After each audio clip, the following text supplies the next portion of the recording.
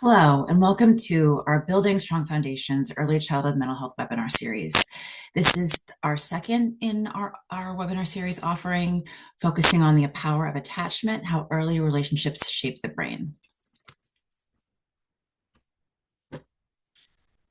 This is being recorded so that any of you that signed up with the intention to join us today are able to access this information at a later date, because we know that in this work, intentions can be there and things come up. So if you're listening post-recording, thank you for joining.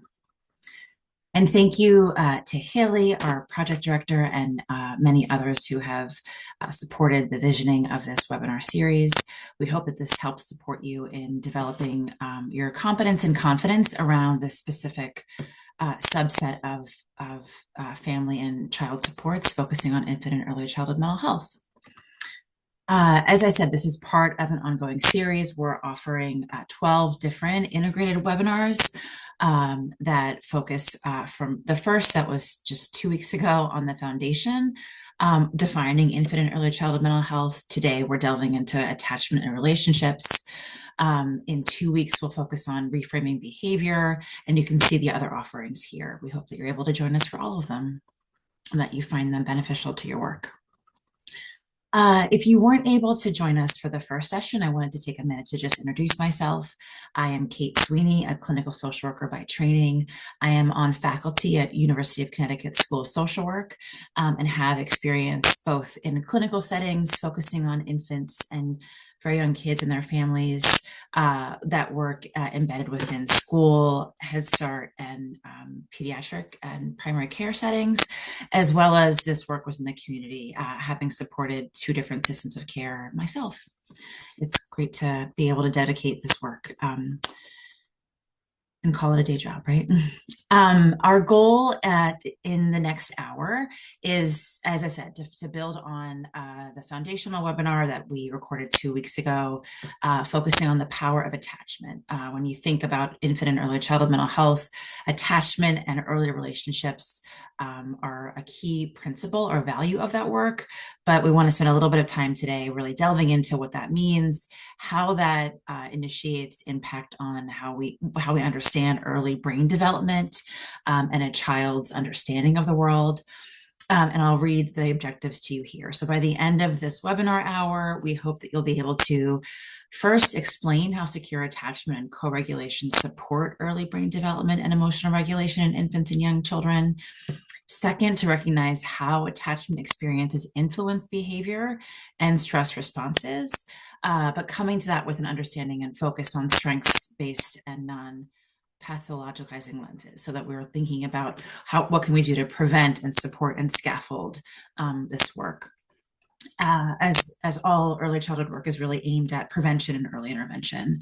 And third, to identify relationship-based caregiving strategies to strengthen attachment and promote emotional safety across home and early care settings. So with that, we'll get right into it. This is a slide that you saw in our previous webinar, if you joined us for the first one, really just anchoring us for this next hour on the different principles and core values within infant and early childhood mental health, or IECMH. We know that relationships are central, that development happens within the context of a child's family, culture, and community, and that, as I said just a minute ago, all of this is really anchoring on a strengths-based approach and really focusing on prevention before intervention, that we want kids and their families and the folks that are working to support them to get supported along the way, rather than have something be so bad that it looks clinical at a very early age. We know better, we know more that can be done. So that's what a lot of our work really focuses around. This definition gives us a grounding for early childhood or infant and early childhood mental health.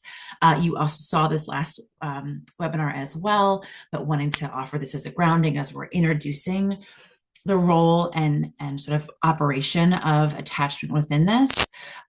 This is a definition that was developed by a number of different folks that are considered pivotal in this work and adapted by 0 to 3 at the national level. The saying, and I'll read it to you here, is that in the course of the first 5 years, early childhood mental health is the developing capacity of a child to do 3 things. First, form close relationships, and we'll talk about relationships in the context of attachment in the next hour. Second, to experience, tolerate, and express a range of emotions without lasting collapse. And the last part of that phrase is really the most important. We want kids and adults to be able to experience a range of emotions, not just the happy and tolerable ones, but the feeling of frustration, of fatigue, of your feelings being hurt when you are told no by a friend, etc. That all of those emotions are natural and should be taught as recognizable and tolerable in their bodies. And so how do we not have a lasting collapse from that? So how do we have the identification, the resolution, and recovery, and then return to baseline so that they can engage in their environment and learn, which is the third task in this definition. So what is attachment, right? Attachment is a word that's used often within different phrases or movie themes and sort of things like that. But what do we mean by it when we're coming from the perspective of the psychological and brain science rooted nature of infant mental health? I'll read it to you here. It's the enduring emotional tie to a caregiver characterized by a tendency to seek and maintain closeness, especially during times of stress.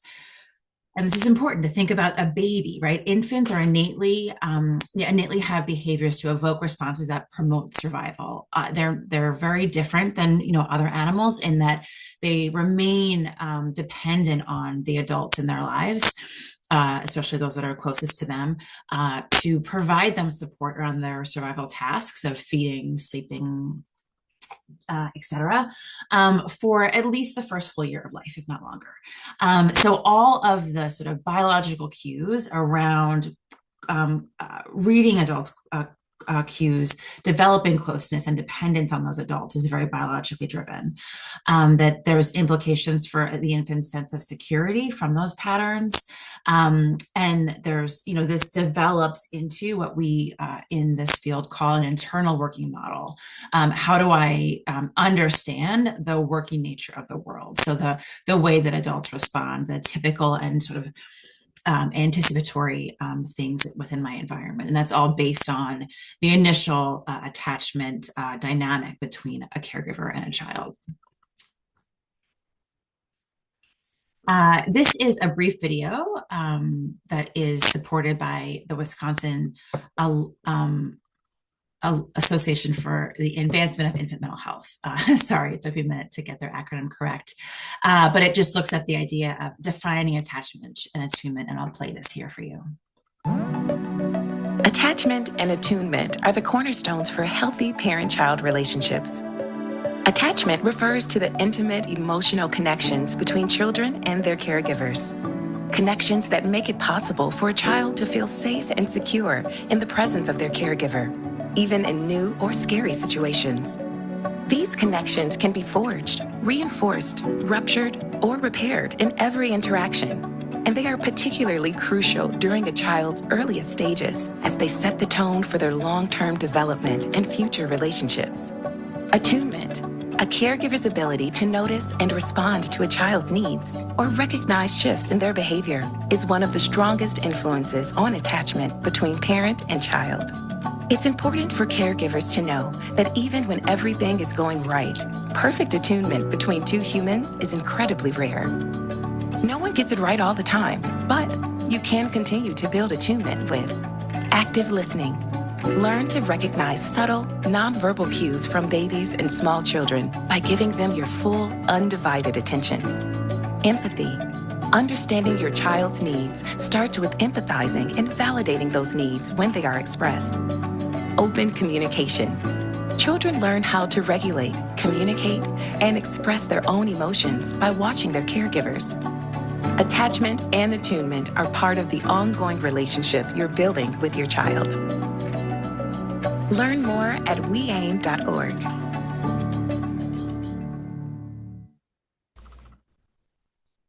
That did a nice job of very briefly, succinctly, and professionally defining attachment and this idea of attunement, that a caregiver sort of cueing into a child's responses and needs.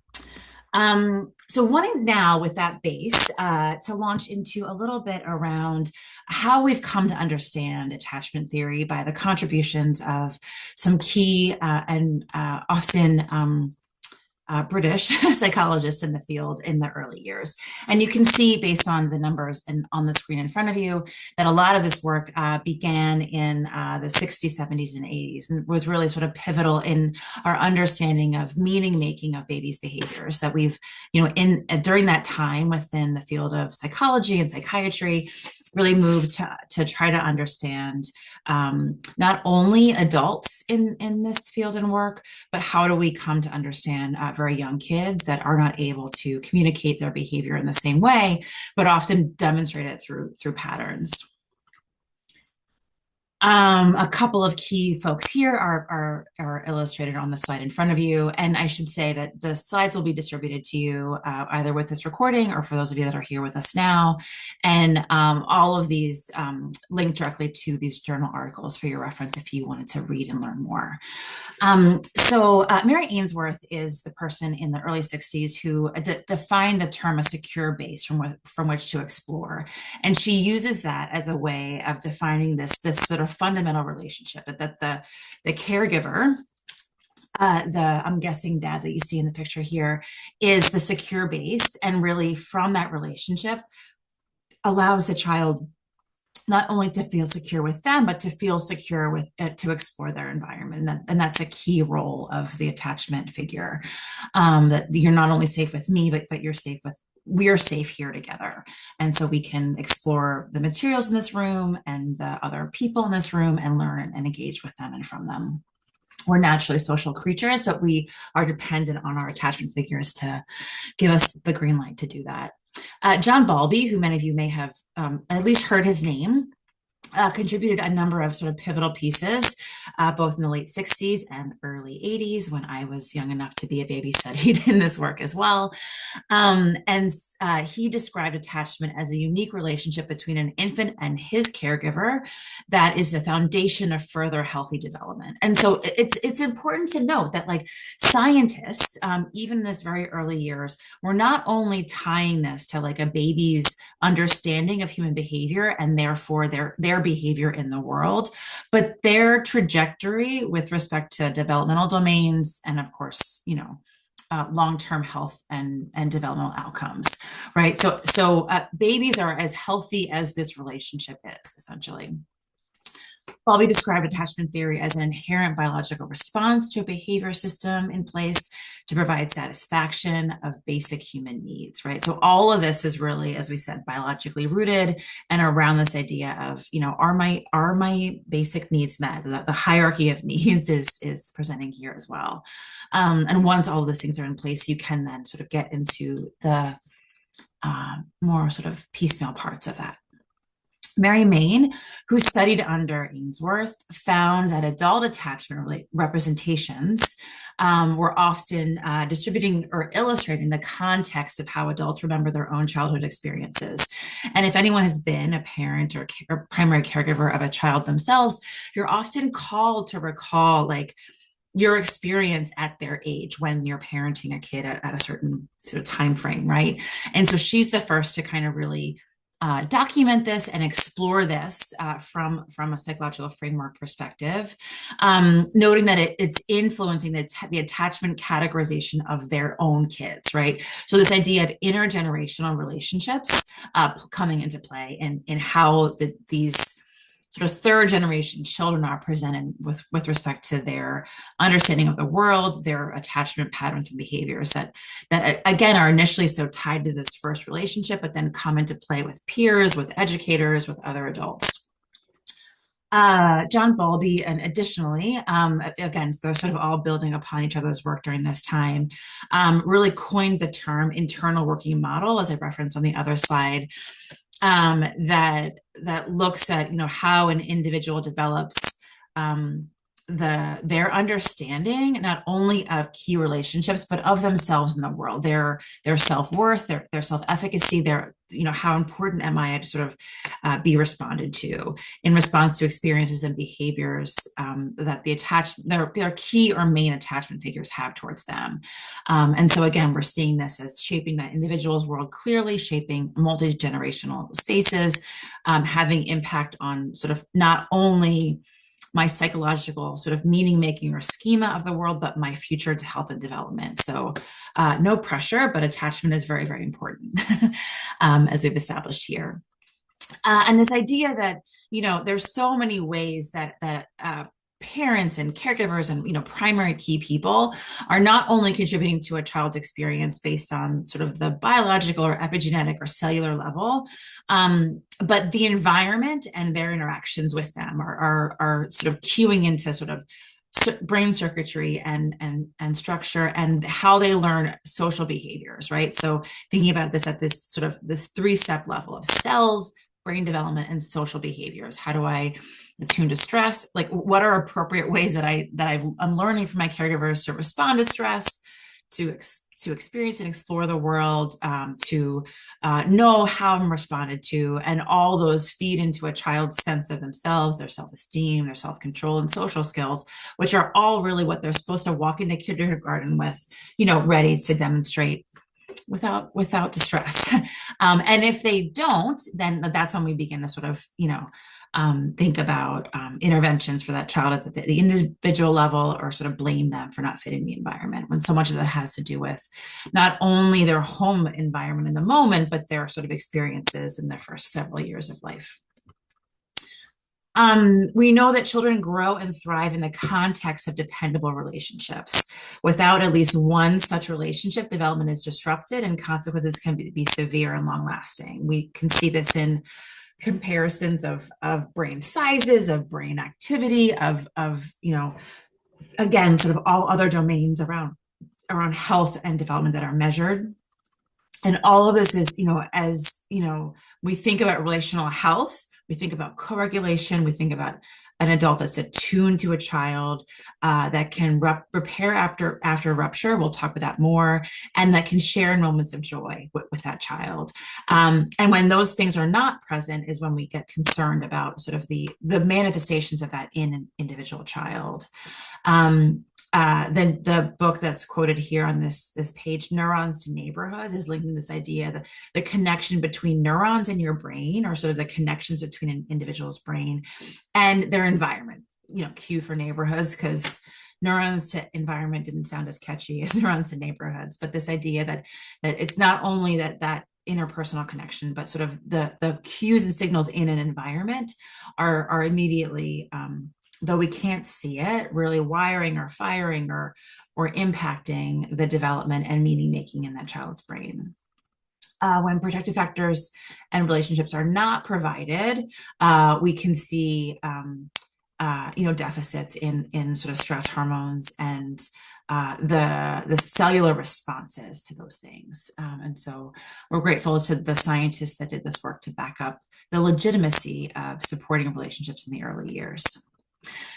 This is a quick video that's worth sharing with you all around the Circle of Security, which is an international parenting model. I know Jen and a few others offer this in your community. It's great for any parent, really, and really helps them look at their parenting patterns or caregiver patterns of a young child and examine their own experiences. So sort of putting into practice all the work of Mary Ainsworth and Maine and Bowlby that we read about in the previous slide. And I'll play this for you here. Parents, we all wonder if we're getting it right. We want to know we're meeting our children's needs, helping them grow, and giving them all that we can. We try to combine our own experience of being parented with the advice of others and our own instincts and beliefs about what is best. And still, we so often worry that we're not succeeding. In a world that is always offering the next best parenting solution, the Circle of Security is based on decades of attachment research. Unlike many behavioral perspectives, it offers relationship tools to provide a new way of understanding your children's needs, creating lasting security for them and more satisfaction for you. The circle graphic has been created to help you know what to look for so you can read your children's behavior to guide you in meeting their needs. It's really not complicated. People of all ages have attachment needs. These needs can be divided in 3 ways. Let's look at this child. First, he needs to know the freedom and confidence to go out and explore his world. Second, he needs to feel assured that whenever he's ready, he can come back for comfort and protection. Third, he needs his caregiver to be in charge in a kind way. 3 basic needs that can be thought of as going out on the circle, coming in on the circle, and hands on the circle. Let's have a look in more detail. Feeling safe and supported, our children want to discover their world. When going out, they need to know that their exploration is encouraged, that we're right there watching over them, delighting in them, offering help when needed, and ready to enjoy their new adventures with them. And when they're coming in, they need us to refill their emotional cup. This means organizing their emotions and letting them know we are delighted to welcome them back, protect, comfort, and understand them. The key for us as parents is to remain strong and kind while knowing when to encourage their going out into the world and how to be available to welcome them back to us. It's crucial that we learn to identify our children's needs like this, because misreading them, or worse, missing them altogether, can cause pain and frustration. We all know how uncomfortable it can be to be held too close when we want to be out exploring, or kept at a distance when we need emotional support, or simply to be without someone who is bigger, stronger, wiser and kind, who we can trust to understand what we need when we're feeling lost, confused, or out of control. When a child misbehaves, the cause is often rooted in how safe and secure they're feeling. So it's not surprising that they behave well when a parent learns to tune into their child's needs on the circle in this way. And because our needs on the circle never disappear, learning to read cues can help you better understand and meet the needs of people of all ages, including your own. So that's all there is to it. Just know that at any given moment, your child is somewhere on the circle asking you to meet a need. Support my going out. Welcome my coming in. Be the hands that keep me safe by staying in charge and committed to helping me feel connected. And please remember this, there's no such thing as perfect parenting. At Circle of Security, we've come to realize that good enough is, well, good enough. All of us are going to miss needs on the circle time and again. Welcome to the club. But if we meet our children's needs enough of the time, the results will be happier, healthier, more secure children, and parents too.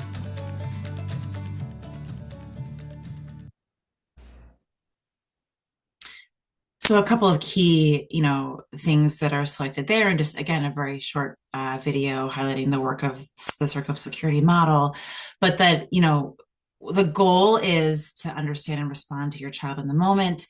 We know that that's not always perfect. And so it's, good enough is good enough, as they say, really releasing some of the pressure to get any one given moment correctly. And we'll talk, in a little bit about the value actually of embracing those misattunements as well.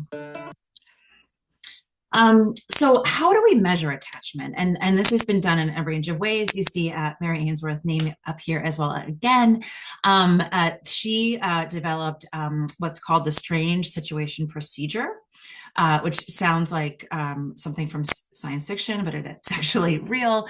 It's a lab study, not a chemical lab, but a lab in a psychological place where there's sort of what looks like sort of a natural play setting, and usually a two-way mirror where you're able to observe what's happening inside the room and outside of the room. Typically, a caregiver and child are brought into the room and, initially sort of engaging in some of the toys. usually there's a what they call stranger or grad student of sorts in the room that then replaces that known caregiver. So the caregiver is asked to leave the room without sort of explaining what they're doing to the child or infant. And what they're watching for is not only the child's response when the caregiver leaves, because often that is, wait, the door closed, where did my person go, right? That's normal. Uh, but especially clinically indicating is, what did it look like when my caregiver came back into the room?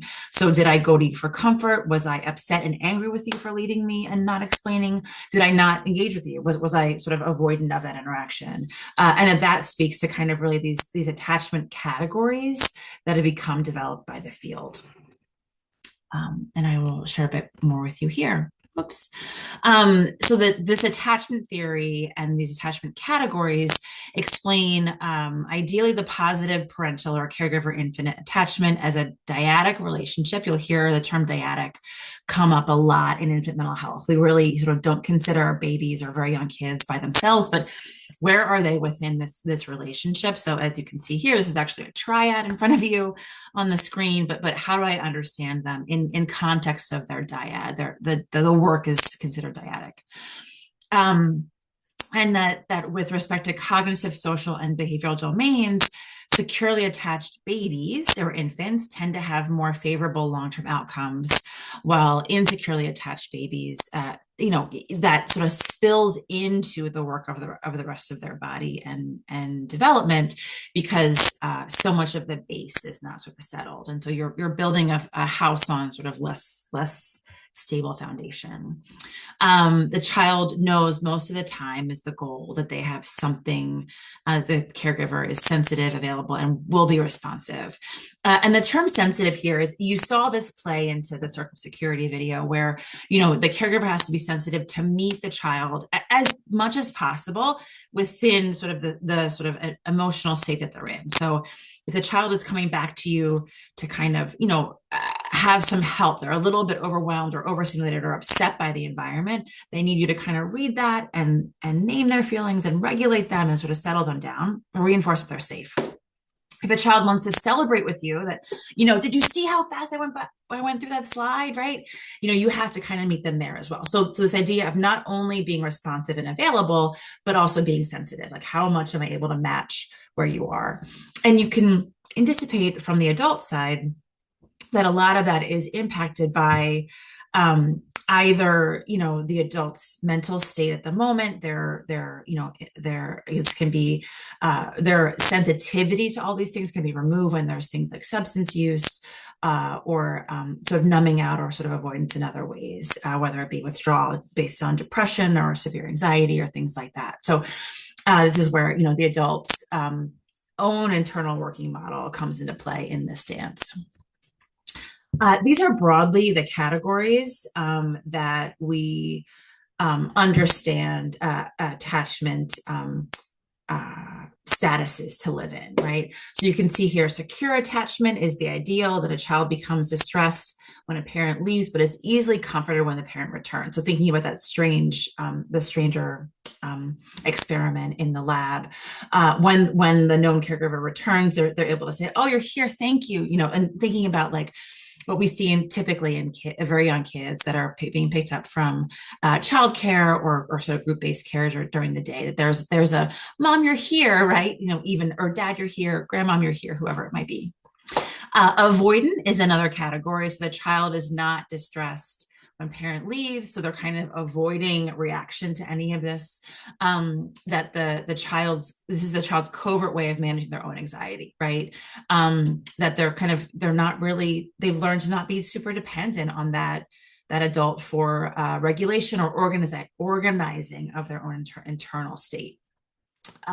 Moving down, so we're going sort of clockwise. Disorganized kids, disorganized attachment looks like it sounds like it's hard to predict, and this is where it becomes where there's been a pattern of it's sometimes available, sometimes not, right? And so like the child looks disorganized because they don't really know, do I go to this adult? Are they safe in this moment or not? And so they become, there's not a pattern for them to kind of cue into.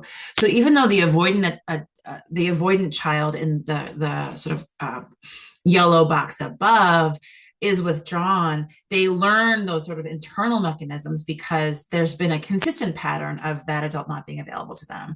And so the disorganized one is that they're sometimes available, sometimes not. And so how do I make meaning of this? They're sort of left with more of a mess than not.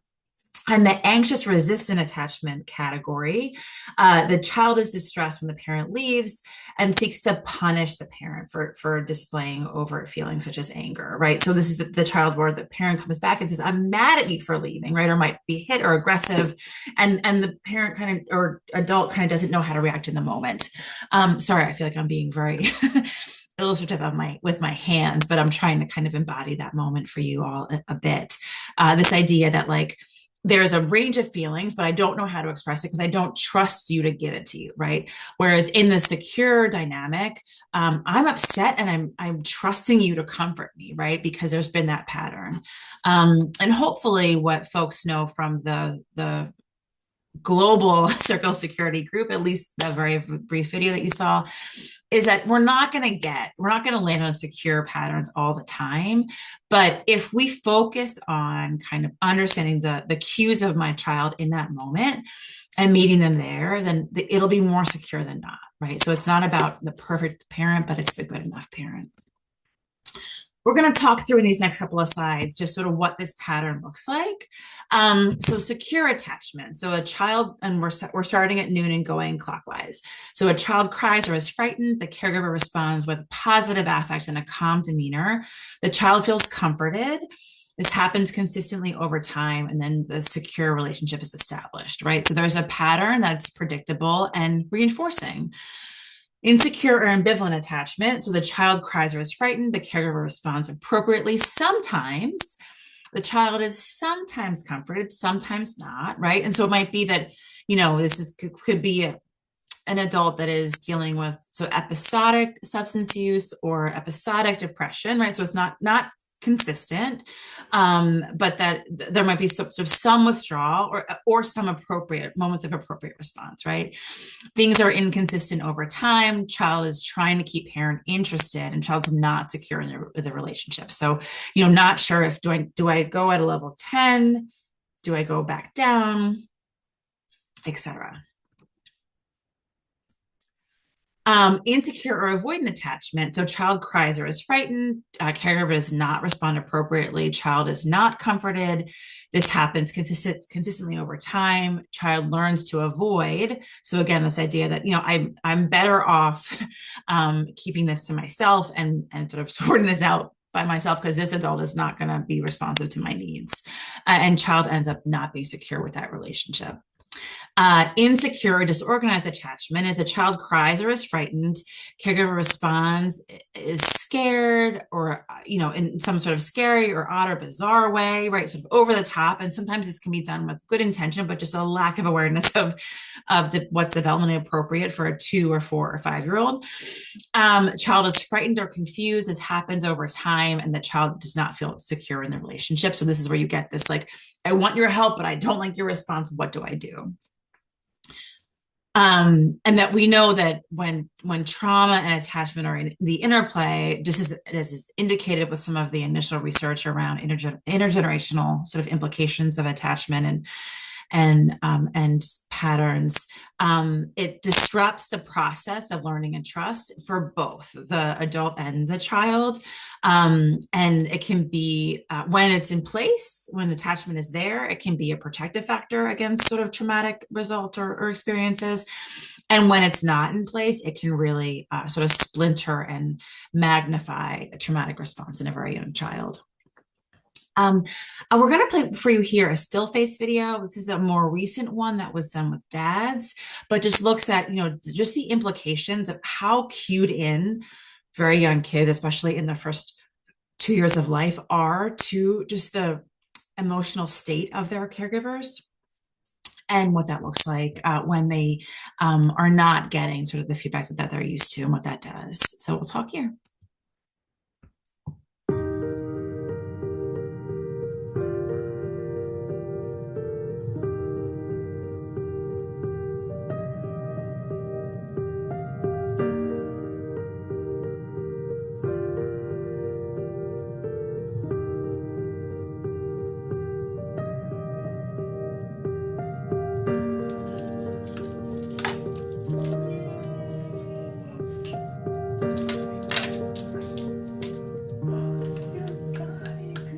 What we've learned over the years is that babies are much more capable than we initially imagined, but they're also much more vulnerable. And in Ed Tronick's still face experiment, we get to see both in a very short period.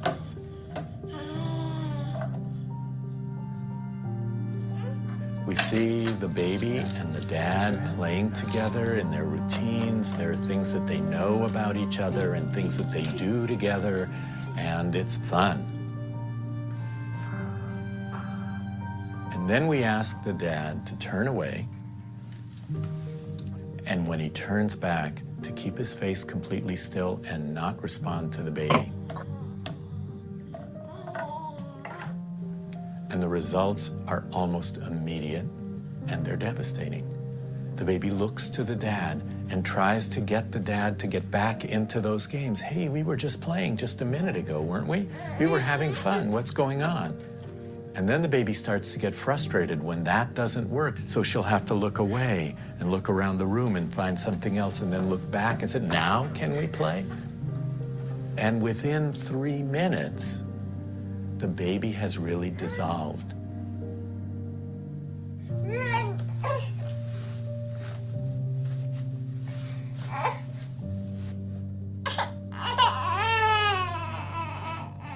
She is trying to get out of the chair.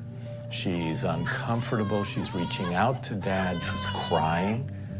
And then we ask the dad to turn away again. And when he turns back, to go back to being regular dad.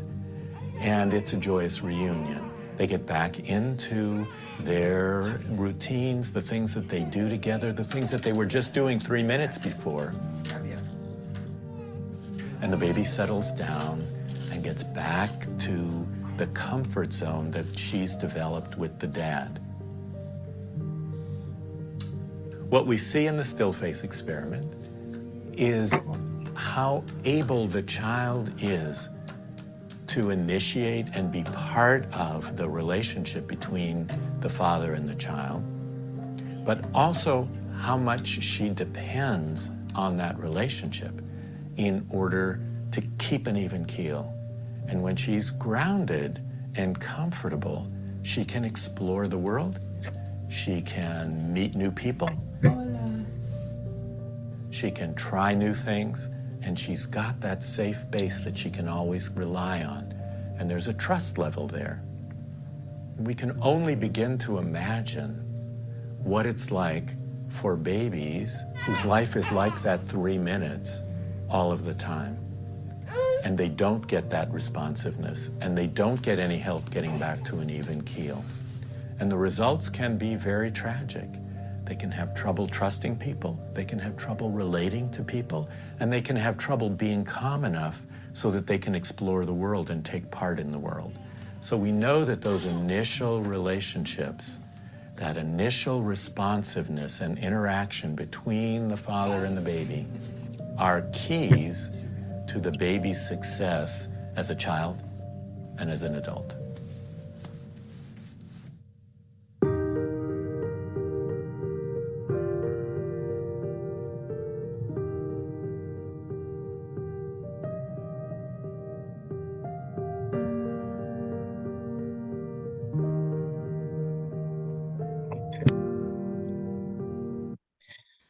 So perhaps a bit more intense than you anticipated in a lecture around attachment. But again, like just underscoring the stress of, or the importance rather, the indications of adult well-being and adult affect and presentation on the meaning making of our young kids. That often when we are thinking about the implications of the recent sort of time points and experiences of COVID and expressing how stressed and, or I'm sorry, how kids are showing up into now pre-K and kindergarten spaces with significant developmental delays and behavior concerns. And that the workforce feels sort of really overwhelmed by that. You know, a lot of this is, yes, there was a removal of routines. There was not an opportunity to see early developmental delays. All those things are true. And the impact of the stress of the adults in the environments in which kids were living also has significant impact on just their understanding of the world they're meeting, making their schema, and therefore their ability to self-regulate and co-regulate in those moments.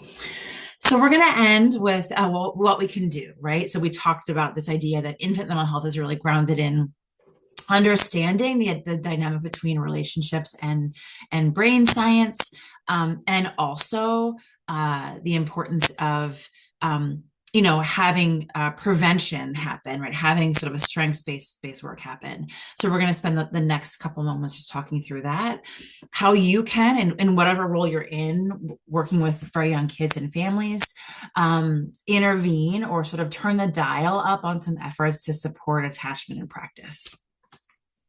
But this is done through seemingly simple things. So again, if you think about the sort of disruption patterns that we talked about with respect to attachment, we're going to reverse engineer those, right? So we know that consistent and predictable responses help sort of scaffold attachment and the sort of infant secure base. We know that this can also be done at any time in a relationship, that like even if a caregiver is reflecting on their dynamic between their 8-year-old, their 10-year-old, if these things come into place, like that can be corrected over time. So nothing is set in stone, though the brain is sort of cued to learn these things very early on. That this idea of focusing on attunement and a caregiver's responsiveness to a child in the moment. So maybe I can't give you what you want, but I can say, I see you and I understand why you're upset, can pay dividends there. And the idea, and we'll talk as well about the importance of repair after rupture. And this is Dr. Becky, who is well known in the field of child mental health, talking about this idea and really giving a great script for you to either use in your own work or to share with caregivers and parents and families that you work with, how to embrace this idea of repair and what to say.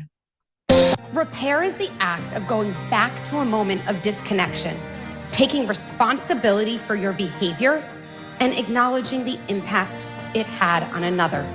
Apology often looks to shut a conversation down. A good repair opens one up. There's no exact formula. I often think about 3 elements. Name what happened, take responsibility, state what you would do differently the next time. It could come together like this. Hey, I keep thinking about what happened the other night in the kitchen. I'm sorry I yelled. I'm sure that felt scary, and it wasn't your fault. I'm working on staying calm, even when I'm frustrated. A 15-second intervention can have a lifelong impact.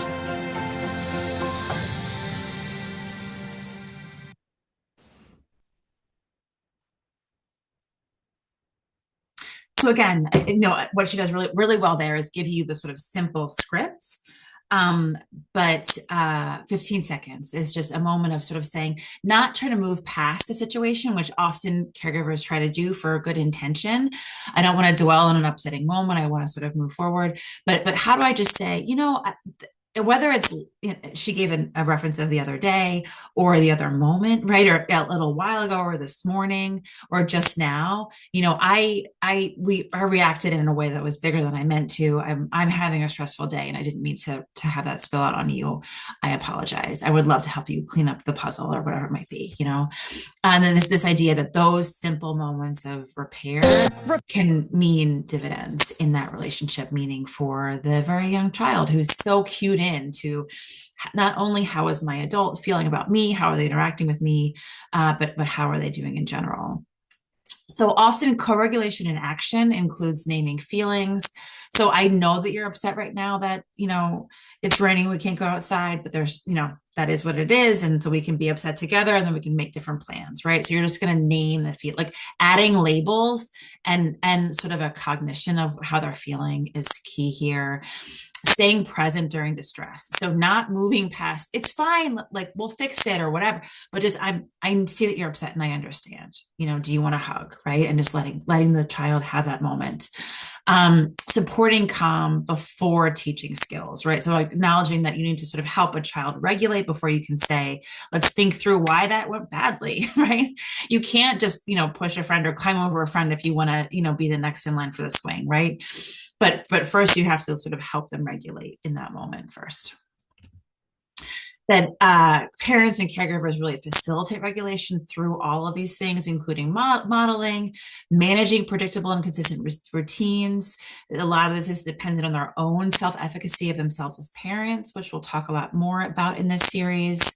The confidence within that particular parent-child relationship, and you'll see that come into play when they'll say like, well, this was easier with her sister, right? Or I understood this before with her brother, right? So that the dynamic between this particular child and them and their temperaments and goodness of fit and life circumstances all come into play there, and their own ability in the moment to manage their own emotions, which we know we've been doing this a long time ourselves as adults and can work fine in some moments and not in others, right? And so all that is really dependent on how we facilitate a child's experience at any given moment at any time.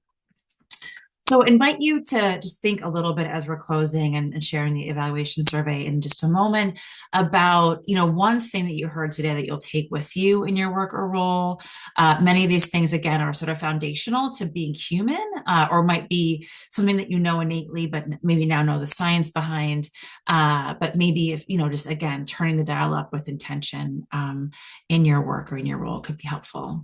And my email address is there if you have any questions. And again, the slides and resources are all available to you as well. Thank you so much for your time today.